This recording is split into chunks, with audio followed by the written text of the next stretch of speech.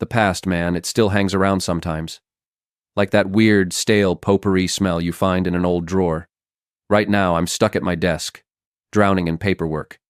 Every single invoice feels like it's sucking a little more life out of my bank account, which, by the way, is getting dangerously thin. Meanwhile, Emily's on the couch, lost in her phone. Just scrolling, like the world outside her screen doesn't even exist. You know the drill, right? Tonight, we're supposed to be celebrating. A big deal for a good friend. My jeans are on, shirt's clean, keys in my hand. I'm ready to roll. She's still in her yoga pants, not even pretending to move. Hey, Em, I ask, trying to keep my voice even. You planning on getting ready anytime soon? She doesn't even look up. Chill, Tom. It's just a casual thing. We're not meeting the queen. A knot tightens in my stomach. Casual? Mike's my best friend. He was there for me when my dad died, helped me clear out his place. This isn't just some random Tuesday barbecue. This is his birthday. And showing up, together, really matters. She just snorts, eyes glued to her screen. God, you're so intense. I'll be ready in 10, okay? 20 minutes later, the only thing moving is her thumb. I stand up, grab my jacket. This is it. I'm heading out. You coming or not? Her head snaps up, all wide-eyed shock. Seriously? You're leaving without me? Wow. Thanks for making me feel like a total burden. I pause at the door, hand on the knob. You had an hour, Em. I'm not going to beg you to show up for my friend. Her eyes narrow, that familiar flash I've grown to dread. Fine. Go be the perfect friend. Don't expect me to chase you. The door clicks shut. In the truck, I grip the steering wheel, the leather cold under my hands. It wasn't just her being late. You know? It was the way she always twisted things, making it my fault, making me feel like the bad guy. If I'd known how much crazier things were about to get that night, honestly, I would have packed my bags right then, would have saved myself a whole year of her games. I'm halfway to Mike's when my phone buzzes. Emily. I hit speaker, keeping my eyes on the road. You actually left without me? Her voice, all fake hurt, fills the cab. I told you I was going, I say, merging onto the highway. You couldn't have waited 5 minutes? You had an hour. She lets out this brittle, sharp laugh. God, Tom, you're so dramatic. It's just a barbecue. And it's Mike's birthday. You knew that. Oh, please. You're acting like I'm blowing off the Super Bowl. You're blowing off my friend. Same difference. A long, exaggerated sigh. You're making this into a huge deal. I'm getting ready now, okay? Don't rush on my account, I say, my voice flat. You know where it is. You're seriously not coming back to pick me up? Nope. Wow, Tom. Real classy. Leaving your partner stranded. You're not stranded. You have a car. A pause, then her tone shifts. Softer, like she just flipped a switch. I just thought we'd go together, you know, as a couple. We're not a couple if you can't show up for the people who matter to me. Another pause. You're being such a jerk about this. And you're being a control freak. Pick your poison. Fine, she snaps. I'll get there when I get there. Don't strain yourself, I say, and hang up. No chasing, no second guessing. I crank up the music and keep driving. Mike's backyard is exactly what you'd want. String lights, burgers sizzling, a cooler full of beers. Sarah's hustling around with a tray of sliders, a tight but warm smile. Mike's at the grill, his laugh cutting through the chatter. I spot Dave, our old college buddy, now a contractor with a mouth that never stops, and Karen, our neighbor with the always present golden retriever, Rusty. Good crowd, good vibes. Except Emily isn't here. Mike hands me a beer. Where's Em? Running a little behind, I say, popping the cap. Her usual, he grins, but his eyes are sharp, you know, like he sees right through me. Keeping you on a leash, huh? Trying to, I mutter, taking a swig. Dave wanders over, mid-rant about something. Lumber's up 30%, man. You feeling it? Yeah, I say, half listening, my eyes still scanning the yard. An hour in, no sign of her, no text since the call. I'm not chasing. Then she just strolls in, heels clicking on the patio, dressed like she's walking a runway. Tight dress, hair perfect. Heads turn. She's got that knack for owning a room without even trying. She spots me, gives a little wave, then makes a beeline for Sarah, laughing like she's been there all night. I don't move. Mike nudges me. You good? Peachy, I say, jaw tight. Just watching the show. She's holding court now, wine glass in hand, telling some story about her Chicago work trip. Hasn't even glanced my way again. Karen sidles up, Rusty trailing. She's in rare form tonight, huh? Never seen her miss a chance to work a crowd. Yeah, I mutter. Always on stage. Karen tilts her head, her voice low. You okay with that? She's been pulling this a lot. Rusty and I see her strutting around, but you're the one holding it together. I just shrug. Not ready to spill my guts. I'm here for Mike, not her. Dave asks Emily about our weekend plans, just making small talk. She laughs, sharp and deliberate. Oh, Tom's probably dragging me to the hardware store again. You know, his idea of a hot date. The group chuckles. My neck burns. It's not the words, it's the tone. Like I'm some boring schlub she's stuck with. Sarah, nearby with drinks, pauses, her smile fading. I set my beer down, walk over, calm as you please. Actually, I say, loud enough for everyone to hear, I was thinking we'd skip the hardware store. I've got better things to do than play errand boy. Emily's smile freezes. Sarah sets her tray down, stepping closer. Everything okay over here? She asks, her voice careful but firm. Just clearing things up, I say, not breaking eye contact with Emily. Emily recovers fast, tilting her head. Oh, come on, Tom, it's a joke. Don't be so sensitive. I step closer, voice steady. Funny, I'm not laughing. Dave, completely oblivious, laughs. You two are always sparring. Keeps things spicy, right? Sarah shoots him a look. Not the time, Dave. Karen speaks up, her tone dry. Jokes are supposed to be funny, Em. That one felt like a jab. Emily's eyes flash, but she keeps her smile. Wow, everyone's a critic tonight. Can't a girl have some fun? Sarah crosses her arms. Fun's fine, but maybe check who you're throwing under the bus. I don't wait for her next move. I grab another beer and head to the grill with Mike. He hands me a spatula. Flip these, will ya? I focus on the burgers, the sizzle grounding me. Sarah joins us, her voice low. She's been like that all month, Tom. I didn't want to say anything, but you don't deserve it. Thanks, I say, flipping a patty. I'm handling it. Emily doesn't follow. Good. I'm done letting her set the tone. If I'd known how far she'd push it, I'd have started packing that night. But I didn't. I still thought we could salvage something. 10 years, a house, a whole life. Stupid, maybe, but I wasn't ready to torch it all over a few cheap shots. So I tried. Planned dinners. Suggested a weekend in Napa she'd always wanted. She'd nod, smile, then somehow twist it so I was chasing her approval. Every time I thought we were good, she'd pull something new. Ignoring plans, twisting my words, making me question my own head. A month later, we're at the kitchen table, bills spread out like a crime scene. I'm trying to figure out why our credit cards maxed out again.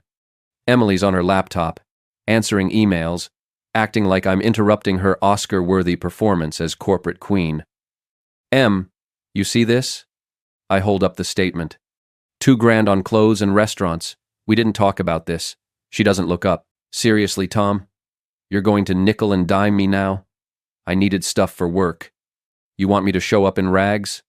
Work, huh? That's what we're calling $300 dinners with your team. She sighs, dramatic, like I'm a kid throwing a fit. It's networking, Tom. You wouldn't get it. You're not out there hustling like I am. There's that jab again, like my construction business is just some hobby because I don't wear a suit. Networking's fine, but we're a team.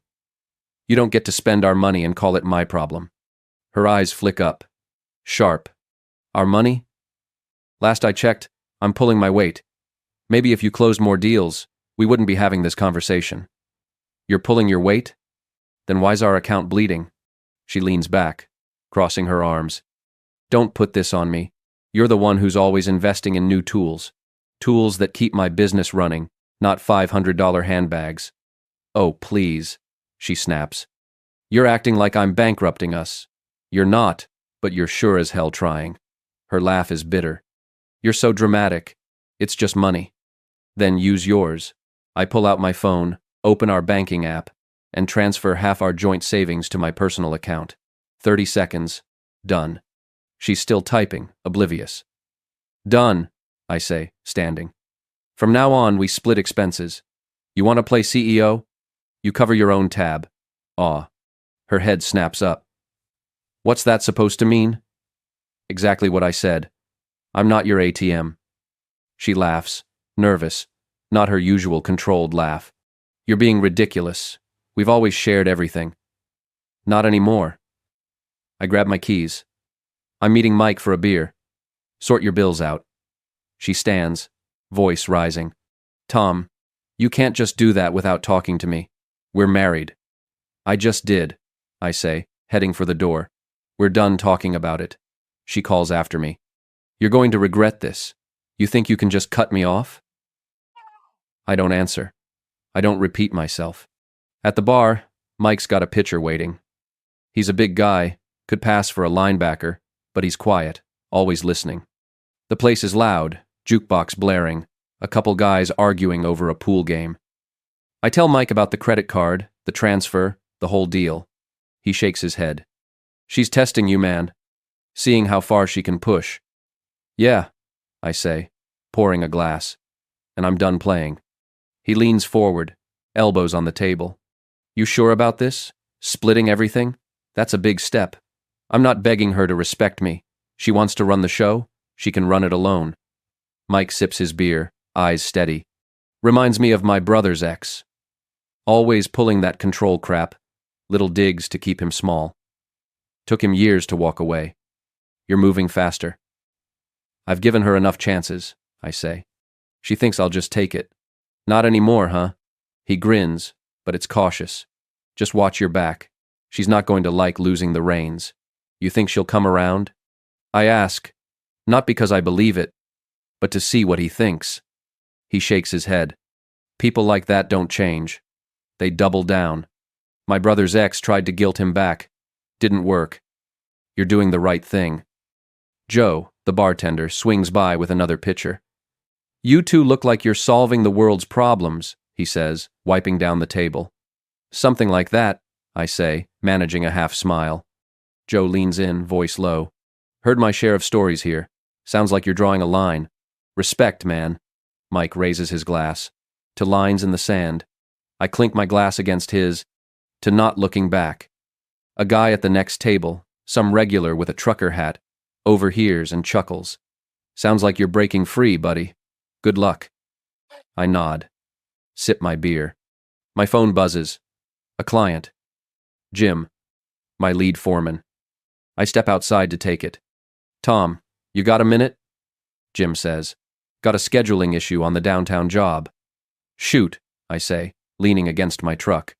Client wants us to pull extra hours next week. I said I'd check with you. Tell them no. We stick to the schedule. I'm not burning out my crew for their last-minute changes. Jim pauses. You sure? They're offering overtime. Then they can pay double. My time's not free anymore. He laughs. Got it, boss. I'll pass it along. Good. Keep me posted. I hang up, feeling solid. No more bending over backward. My rules, my terms. It's a Friday, and we're at Emily's company party. Big downtown venue, open bar, suits everywhere. I'm here because she asked, said it'd look good for her. I'm in a blazer, making small talk with her colleagues, most of whom I don't know. Emily's across the room, laughing with some guy in a tailored suit, her hand on his arm. I don't care about the flirting. It's the way she's acting. Like I'm her +1, not her husband. I'm talking to Rachel, one of her co-workers, who's genuinely curious about the new office complex we're building. Sounds like a big deal, she says. You must be swamped. Keeps me busy, I say, appreciating the normal conversation. Emily swoops in, wine glass in hand. Oh, Tom's always building something. You should see our garage. It's like a hardware store exploded. Rachel laughs politely, but her eyes flick to me, uneasy. That's a lot of dedication, she says, trying to pivot. I don't laugh. Funny, I say, looking at Emily.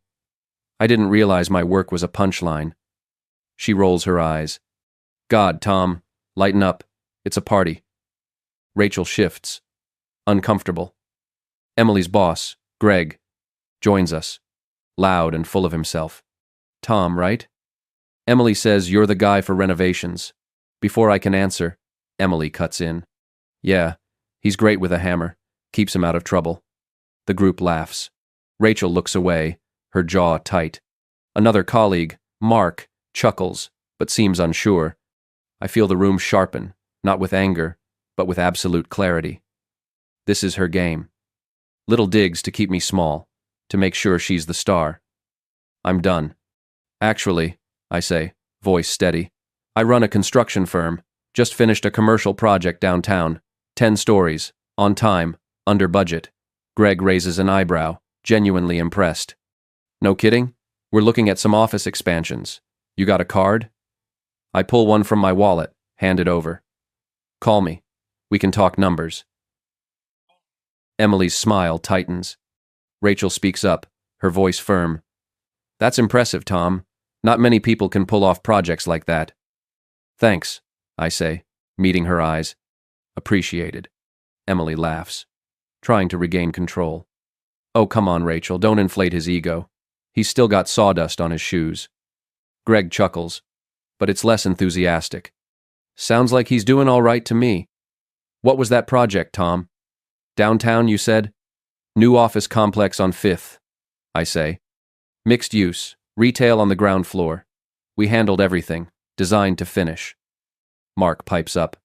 Man, I could use a contractor for my house. You do residential? Depends on the job, I say. Give me a call. Greg nods. I like a guy who gets it done. What's your crew size?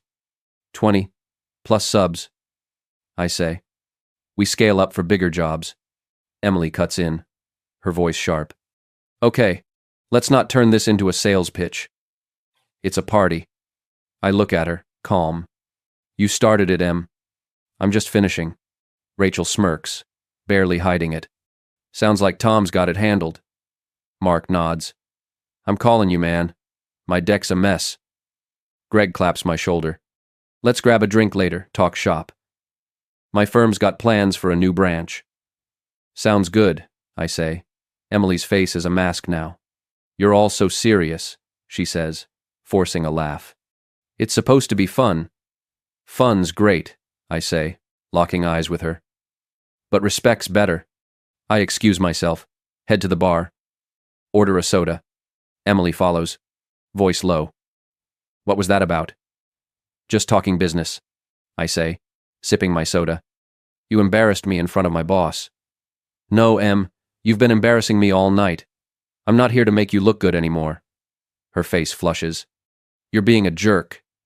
And you're being a control freak. Pick your poison. I walk away, weaving through the crowd. Rachel catches my eye, gives a small nod. I nod back. Behind me, Emily laughs, too loud, trying to pull the group back in. He's just tired, she says. You know how it is. Greg's voice carries. Seemed pretty sharp to me, Mark adds. Guy knows his stuff. I'm calling him. I keep walking. I'm not sticking around for her encore. It's a month later, and we're at Karen's place, our neighbor with the golden retriever. Emily insisted we go, said it'd be awkward if we didn't. I'm only here because I'm not ready to cut every tie yet. But I'm not playing her game. We're still in the same house, but I've moved to the guest room. Separate accounts, separate schedules. She hates it. Keeps trying to pull me back into her orbit. No apologies, just more of her, you'll get over it attitude. Karen's house is packed. Neighbors, friends, a few strangers. Emily's in her element, flitting around with a wine glass, laughing too loud. I'm talking to Dave and his wife, Lisa, about a remodel they're planning. Normal stuff, no tension. Then Emily calls me over, her voice all honey. Tom, come meet Brian. I walk over, nod. Brian's a finance guy, polo shirt, firm handshake. Emily was telling me about your business, he says. Sounds like you're killing it. Before I can respond, Emily laughs, sharp and cutting. Oh, Tom's always busy. You know, fixing leaky faucets, saving the world one hammer at a time. Brian chuckles, unsure. Lisa frowns, her eyes narrowing. Steve, Karen's husband, is nearby, pouring drinks, his eyebrow raised. I don't flinch. Actually, I say, my voice calm. We just landed a contract for a new office complex. Keeps me busy enough I don't need to play sidekick. Emily's smile falters. Brian nods. That's awesome, man. You hiring? Maybe, I say. The crowd's getting thicker and Emily's edging toward the patio door, probably to work another group. I extend my hand to guide her through, a habit from years of navigating crowds together. She pulls back, sharp and deliberate, her voice carrying. Don't start, Tom. It's not like anyone here thinks we're together. The room quiets. Steve stops pouring, his eyes on Emily. Lisa's mouth tightens. That's a cheap shot, Em. He's your husband. Brian shifts, trying to diffuse. Hey, let's not get heavy. Just having fun, right? Karen, across the room, steps closer, her tone dry. Fun's supposed to lift people up, not cut them down. Emily's smile is a mask now. Wow, everyone's so serious tonight. It's just a joke. I set my drink down, step closer to her, voice low but clear. From this moment on, they definitely won't. I walk out, not fast, not angry, just done. Karen follows me to the porch, Rusty trailing behind. You okay, Tom? Yeah, I say, hands in my pockets, just drawing a line. She leans against the railing, her voice firm.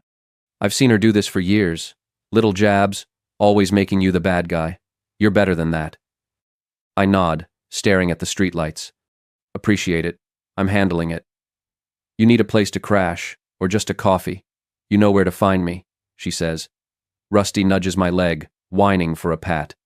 I scratch his ears, managing a half smile. I drive home, pack a bag, then check into a motel. My phone buzzes, Emily. You're being ridiculous. I don't reply. I'm not explaining myself twice.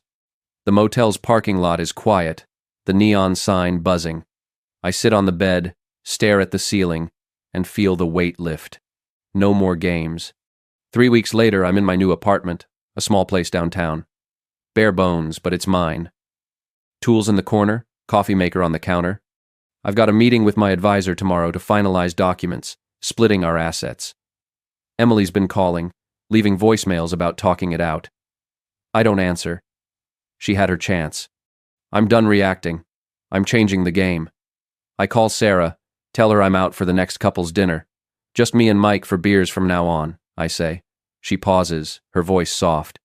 I get it, Tom. I'm sorry it's come to this. Don't be, I say. I'm good. I meet with my accountant, Laura, at her office downtown. She's no nonsense, been handling my books for years. You co-signed the office lease last year when my credit score dipped. I'm taking you off everything, I tell her. Then I instruct her to set up a new business account, transfer all my contracts, and remove Emily from the insurance policies and joint lease on the office space. Laura raises an eyebrow. Big moves, Tom. You sure?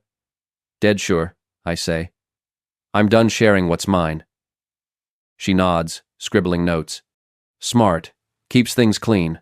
I'll have it done by end of week. Thanks, I say. Send me the new account details. I hit the gym, something I haven't done in years. Not to impress anyone, just to feel solid again. I'm lifting when I run into Dave, who's spotting some guy bench pressing. He sees me, grins. You look like you're ready to build a skyscraper, man.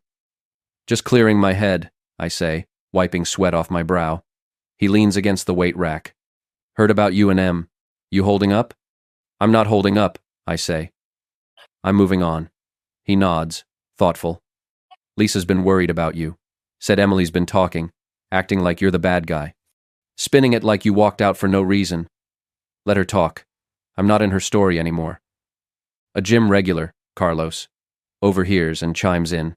Man, You got that look? Like you're done taking crap. Respect. I nod, rack my weights. Appreciate it. Dave claps my shoulder. Come by for a beer soon. Lisa's making her famous chili. Will do, I say, heading for the showers. A month later, Emily wants to meet. Same coffee shop, same table. I'm there early, black coffee in hand, documents ready, assets split, no shared accounts, no joint liabilities. She walks in, less polished, hair up, no makeup, jeans instead of her usual power suit. She sits, doesn't order anything. You didn't have to do this, she says, voice low. We could have worked it out. Worked what out? You running the show while I play backup? She flinches. That's not fair. I was stressed, okay? Work's been crazy. Stop. I cut her off, calm but firm. You don't get to rewrite this. You made your choices every jab, every time you put me down. Her eyes well up. Tom, I didn't mean to hurt you. I was just trying to keep things light. Light? You turn me into a punchline. That's control. She tries another angle, softer. We've got 10 years, Tom. A house, a life. You're just going to walk away? I'm walking towards something better. You had your shot. Her tone sharpens. You're going to regret this. You think you'll find someone who puts up with your stubbornness. I'm not looking for someone to put up with me. I'm done with games. She leans forward, voice urgent. Tom, please, we can go to counseling, start over. I'll do better. You don't get it. I don't want better. I want respect. You don't have that to give. She tries anger next. You're throwing away everything we built. Number, you did that. Her voice drops, almost pleading.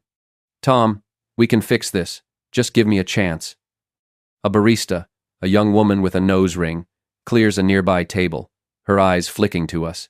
Emily notices, her face tightening. You're making a scene. No, I say, loud enough for the barista to hear. I'm ending one. I slide the documents across. Sign these. We're done sharing. She stares at them, hands still. You're serious. As a heart attack. She tries one last time. Tom, please, we can work this out. You've got 2 weeks to sign, or my advisor handles it. Don't call me. I stand, leave cash for the coffee, and walk out. The barista gives me a small nod as I pass. The street's alive with people who don't know my story, and that's fine. I'm not here to be anyone's hero or villain. I'm done playing her game. 8 months later, I'm in a condo I bought, nothing fancy, but it's got a view of the city skyline. My business is booming. 2 new contracts, 3 new hires. Mike and Sarah have me over for poker nights. Karen brings Rusty by with a bottle of wine. Dave's still yapping about lumber, but he's good for a laugh. Emily's out there, doing her thing. Word is she's dating some guy from her firm. Good for her. I don't wish her ill. I just don't care. My life's mine now. I set the rules, and nobody gets to rewrite them. If I want to spend a Saturday at the hardware store, I do. If I want to drive to the coast, I go. No arguments, no games. Last week, I ran into Rachel at a hardware store. She asked how I was doing. I told her I'm not just doing, I'm living. She smiled, said, "You look free, Tom." I nodded, grabbed my paint rollers, and walked out. Respect's not something you chase. You build it. And I'm done letting anyone tear it down.